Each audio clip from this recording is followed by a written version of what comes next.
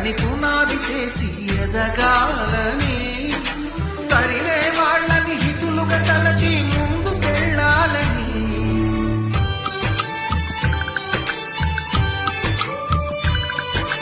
కన్నుల నీటిని కలల సాగుకై వాడుకోవాలని, కాచే నిప్పుని ప్రమిదగా మలచి కాంతి పంచాలని.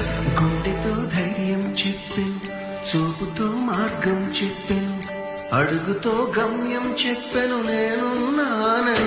నేనున్నానని నీకే కాదని, నిన్నటి రాతని